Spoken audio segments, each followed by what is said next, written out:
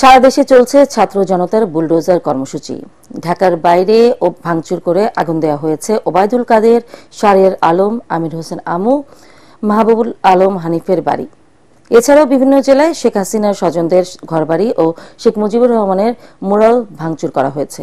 এ সময় বিক্ষুব্ধরা জানান, দেশে ফ্যাসিবাদের দোসরদের সব আস্তানা গুড়িয়ে দেওয়া হবে। জেলা প্রতিনিধিদের পাঠানো তথ্য ছবি নিয়ে আরো জানাচ্ছেন জায়দুল আলম।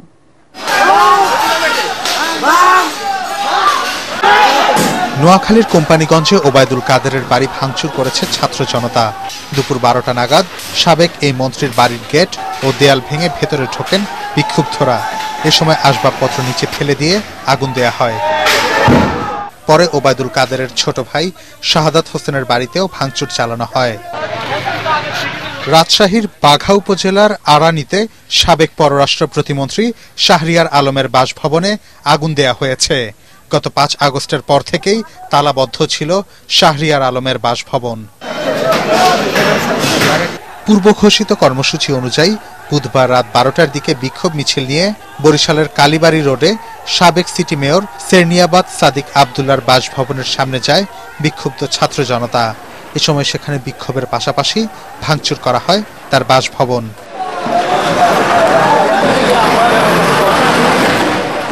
পরে রাত 2টার দিকে ঝালকাঠি 2 আসনের সাবেক সংসদ সদস্য ও আওয়ামী লীগের উপদেষ্টা মণ্ডলীর সদস্য আমির হোসেন আমুর বরিশালের বাসভবন ঘিরে ফেলে আন্দোলনকারীরা। পরে বুলডোজার দিয়ে ভাঙা হয় বাড়ির একাংশ।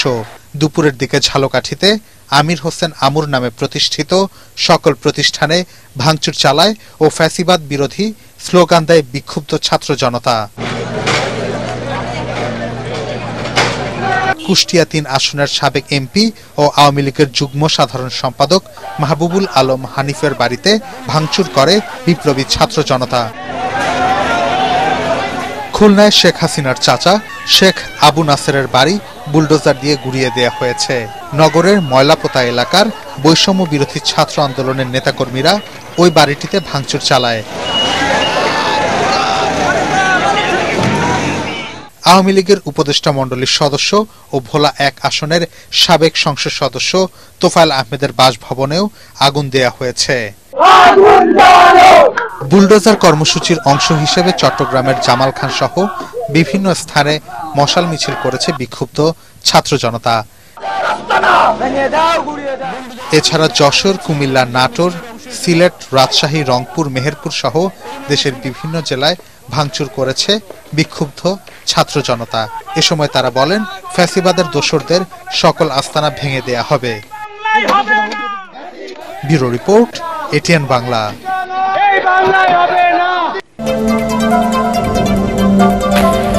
ভারতীয় গোয়েন্দা সংস্থার এবং পতিত আওয়ামী লীগ মিলে দেশকে ধ্বংসের দিকে ঠেলে দিতে ষড়যন্ত্র করছে বলে মন্তব্য করেছেন ইসলামী আন্দোলন বাংলাদেশের নায়েবে আমির মুফতি সৈয়দ মোহাম্মদ ফয়জুল করিম। জাতীয় প্রেস ক্লাবে ইসলামী আন্দোলন বাংলাদেশের যুব সম্মেলনে অংশ নিয়ে এসব কথা বলেন তিনি। এ সময় প্রশাসন থেকে চিহ্নিত ফ্যাসিবাদের দোসরদের সরানোর কথা বলেন ফয়জুল করিম। প্রশাসনকে সরকারের নিয়ন্ত্রণে নিতে না পারলে পরিণতি ভয়াবহ হবে বলেও হুঁশিয়ার করেন তিনি। অন্তর্বর্তী সরকারকে সার্বিক পরিস্থিতি সঠিকভাবে নিয়ন্ত্রণ করার পরামর্শ দেন এই নেতা। এ দেশকে অস্থিতিশীল করার জন্য চক্রান্ত করতেছেন। দেশকে অস্থিতিশীল করার চক্রান্তের মধ্যে আমি মনে করি বিগত ফ্যাসিস্ট সরকারেরও বিশাল একটা হাত এখানে আছে। আমরা চাই না জুলুম, অত্যাচার, অবিচার। আমরা চাই এদেশের মানুষ শান্তিতে বসবাস করবে। বিচারালয় তারা বিচার করবে তাদের বিবেক অনুযায়ী, আইন অনুযায়ী। যেখানে অন্য কোনো ইশারায় বিচার হবে না, এরকম বিচার বিভাগ আমরা দেখতে চাই। আমরা দেখতে চাই প্রশাসনের মধ্যে দুর্নীতিবাজ থাকবে না। বৃহস্পতিবার রাতেও ধানমন্ডির 32 নম্বর শেখ মুজিবুর রহমানের বাসভবনে ভাঙচুর চালিয়েছে ছাত্র জনতা। পাশাপাশি খিচুড়ি রান্না করে জিয়াফত অনুষ্ঠানের আয়োজন করা হয়েছে এখানে। এছাড়া রাতে বনানীতে আওয়ামী লীগ নেতা শেখ সেলিমের বাড়িতে হামলা ভাঙচুরের ঘটনা ঘটেছে। আর অন্তর্বর্তী সরকারের এক বিবৃতিতে বলা হয়, বিভিন্ন প্রতিষ্ঠান ও স্থাপনা ভাঙচুর, অগ্নিসংযোগের মতো কর্মকাণ্ড শক্তভাবে প্রতিহত করবে সরকার। আরো জানাচ্ছেন ইয়াসিন রানা। যেন এক ধ্বংসস্তূপে পরিণত হয়েছে ধানমন্ডির 32 নম্বর। পূর্ব নির্ধারিত কর্মসূচি অনুযায়ী বৃহস্পতিবার রাত ৮টার পর এখানে ভাঙচুর ও অগ্নিসংযোগ করে বিক্ষুব্ধ ছাত্র জনতা। সারা রাতে ছিল ছাত্র জনতার ভিড়।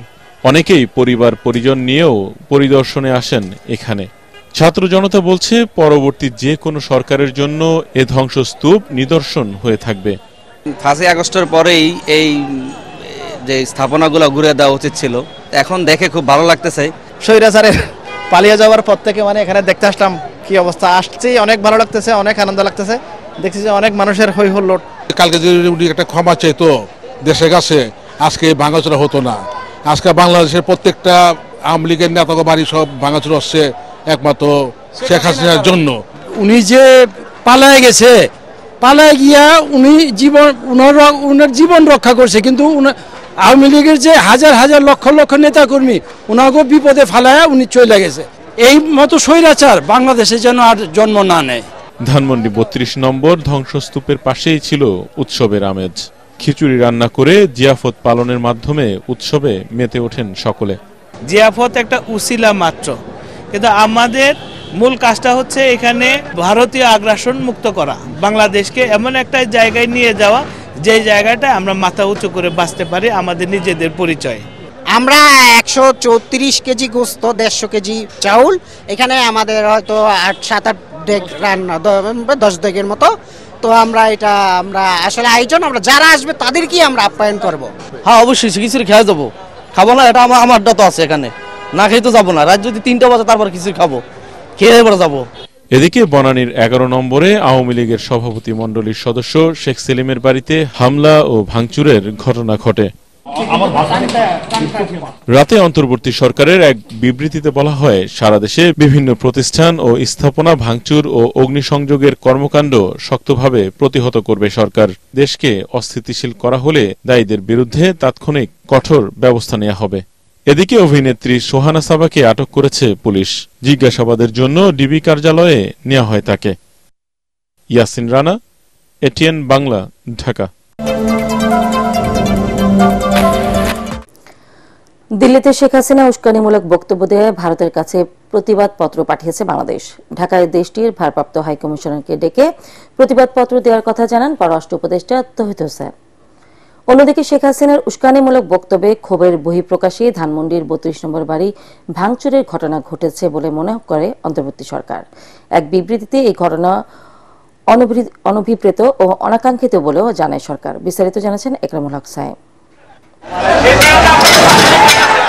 ধানমন্ডির ৩২ নম্বর বাড়ি ভাঙচুরের ঘটনায় আনুষ্ঠানিক বিবৃতি দিয়েছে অন্তর্বর্তী সরকার। এই ঘটনাকে অনভিপ্রেত ও অনাকাঙ্ক্ষিত জানিয়ে প্রধান উপদেষ্টার প্রেস উইং থেকে পাঠানো বিবৃতিতে বলা হয়, পলাতক অবস্থায় ভারতে বসে জুলাই অভ্যুত্থানের বিরুদ্ধে শেখ হাসিনা উস্কানিমূলক বক্তব্যের কারণে জনমনে যে ক্রোধের সৃষ্টি হয়েছে, ওই ঘটনা তারই বহিঃপ্রকাশ। শেখ হাসিনার বক্তব্য দুইভাবে জনগণের মধ্যে অবজ্ঞা ও অশ্রদ্ধা সৃষ্টি করেছে জানিয়ে বিবৃতিতে বলা হয়, জুলাই গণ অভ্যুত্থানে যারা আত্মদান করেছে তাদের মৃত্যু নিয়ে শেখ হাসিনা অবান্তর, আজগুবি ও বিদ্বেষমূলক বক্তব্য দিয়েছেন।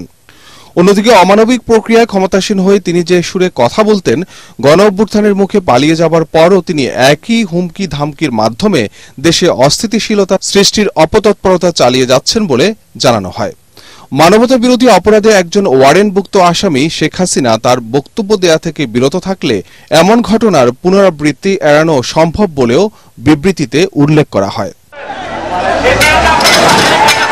এদিকে ছাত্র জনতার অভ্যুত্থানে ক্ষমতাচ্যুত হয়ে ভারতে পালানো শেখ হাসিনা সামাজিক যোগাযোগ মাধ্যমে অডিও ভাষণ দেয়ায় ঢাকায় দেশটির ভারপ্রাপ্ত হাই কমিশনারকে ডেকে প্রতিবাদপত্র দিয়েছে পররাষ্ট্র মন্ত্রণালয়।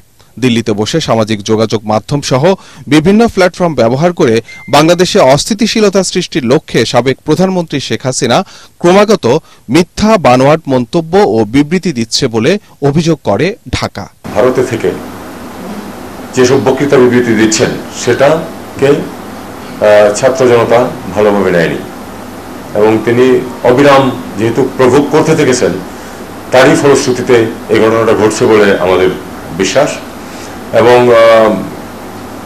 যদি তিনি এই ধরনের ঘটনা থেকে বিরত থাকতেন তাহলে এরকম ঘটনা হয়তো ঘটতো না। তার সাম্প্রতিক বক্তব্যগুলি ছিল অত্যন্ত বেশি আক্রমণাত্মক, যে কারণে হয়তো এই ইয়াং জেনারেশনের সেন্টিমেন্টেশন শক্ত খুব বেশিভাবে লেগেছে। আমরা ভারতকে আমরা অনুরোধ করে যাচ্ছি যে তাকে যেন এই ধরনের বক্তব্য দেওয়া থেকে যেন তাকে বিরত রাখার চেষ্টা করা হয়। আমরা দেখব যে কি ঘটে এবং কতটুকু তারা পদক্ষেপ নেয়, সেই অনুযায়ী আমাদেরকে পরবর্তী পদক্ষেপ নিতে হবে। সাপ্তাহিক ব্রিফিংয়ে পররাষ্ট্র উপদেষ্টা এম তৌহিদ হোসেন বলেন, শেখ হাসিনা ইস্যুতে ভারত সরকারকে অবিলম্বে পারস্পরিক শ্রদ্ধা ও বোঝাপড়ার মাধ্যমে যথাযথ ব্যবস্থা নেওয়ার অনুরোধ করা হয়েছে। ভারতের সাথে সম্পর্কের ক্ষেত্রে অস্বস্তি তো একটা সৃষ্টি হয়েছিল, এটা তো অস্বীকার করে কোনো লাভ নেই। আমাদের তরফ থেকে আমরা চেষ্টা করেছি সেই অস্বস্তি দূর করে একটা দুই পক্ষের জন্য লাভজনক এবং দুই পক্ষেরই স্বার্থ উদ্ধার করে এরকম একটি ব্যালেন্স সম্পর্ক প্রতিষ্ঠা করতে, এবং সেই চেষ্টা বহাল আছে। এ সময় তিনি আরো জানান, এপ্রিলের মধ্যে ঢাকা সফরে আসছেন পাকিস্তানের পররাষ্ট্রমন্ত্রী।